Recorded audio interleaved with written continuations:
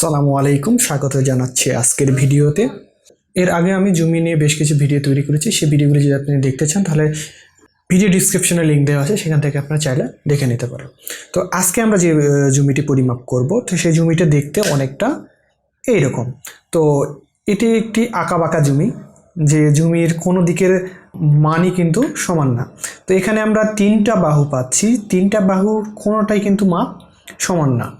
তো সেক্ষেত্রে আমরা যে ফর্মুলাটি অ্যাপ্লাই করব সেটি হলো হেরনস ফর্মুলা। তো এখানে হেরনস ফর্মুলাটি হলো √s s minus a s minus b s minus c. তো এখানে এবিসি হলো বাহুগুলোর মান। আমরা যদি ধরি এটি এ, এটি বি, এটি সি, তাহলে এই বাহুগুলোর মান হলো এ বি সি বা এ বি সি এরকম। তাহলে এসটা কি? এসটি হলো সেমি পেরিমিটার। এস বের করার জন্য আলাদা একটি ফর্মুলা আছে, সেটি হলো এ প্লাস বি প্লাস সি ভাগ 2। তাহলে আমাদের প্রথমে করণীয় কি, যে আমরা এস এর মান বের করব, তারপরে এই ফর্মুলাতে ফেললে আমার জমির পরিমাপ বের হয়ে যাবে। তো এখন আমরা আমরা ধরে নিই 70। তাহলে এখানে আমার 70 প্লাস 77, এখানে আমার 77 ফিট আছে, প্লাস 85। তাহলে আমি এই তিনটাকে যোগ করে দিলাম ভাগ 2, তাহলে আমার কত আসতেছে 116। এখন আমরা হেরনস লর যে সূত্র আমরা সেটা জানি, তো এরিয়া সমান এইটা। এখন আমরা মানগুলো বসাবো। তো এখানে এস এর মান কত? 116।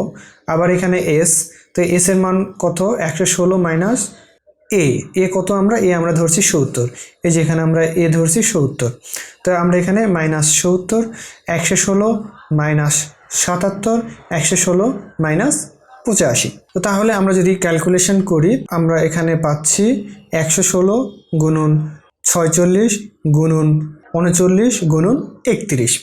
এখন এগুলোকে যদি আমরা রুট করি তাহলে আমরা পাবো 2529.92 বর্গফুট। অনেকেই রুট করতে পারে না, সেক্ষেত্রে রুট কিভাবে করবেন সেটা আমি দেখাচ্ছি। তো আপনার কাছে যদি স্মার্টফোন থাকে তাহলে আপনি স্মার্টফোন দিয়ে করতে পারেন, অথবা আপনার কাছে যদি সায়েন্টিফিক ক্যালকুলেটর থাকে সেক্ষেত্রে আপনি সায়েন্টিফিক ক্যালকুলেটর দিয়েও ক্যালকুলেশনটা করতে পারবেন। তো আমরা প্রথমে রুট চিহ্ন দেব। রুট চিহ্ন দেওয়ার পর 64512224।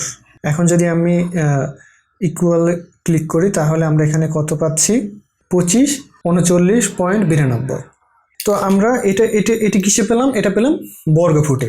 তো এখন যদি আমরা বর্গফুট থেকে শতকে নিয়ে যেতে চাই তাহলে 2539.92 ভাগ 435.6, তাহলে আমরা কত শতক পাচ্ছি? 5.83 শতাংশ। আবার যদি আমরা কাঠাতে নিয়ে যেতে চাই তাহলে 2539.92 ভাগ, তাহলে আমরা কাঠাতে পেয়ে যাচ্ছি 3.52 কাঠা। তো এইরকম যদি আপনার জমি যতই আঁকা বাঁকা হয়ে থাকুক না কেন, জমির বাহু যদি তিনটা হয়ে থাকে তাহলে আপনি এই ফর্মুলা দিয়ে বা এই নিয়মে করতে পারবেন। আবার যদি জমির বাহু এর চেয়ে বেশিও হয়ে থাকে সেক্ষেত্রে করতে পারবেন। তো সেটার প্রসেস একটু আলাদা। আশা করি যে আমি পরের ভিডিওগুলোতে হয়তোবা সেটি উল্লেখ করার চেষ্টা করব। ভিডিও ভালো লাগলে লাইক করুন, কমেন্ট করুন, শেয়ার করুন। দেখা হবে পরের ভিডিওতে। আসসালামু আলাইকুম ওয়া রাহমাতুল্লাহ।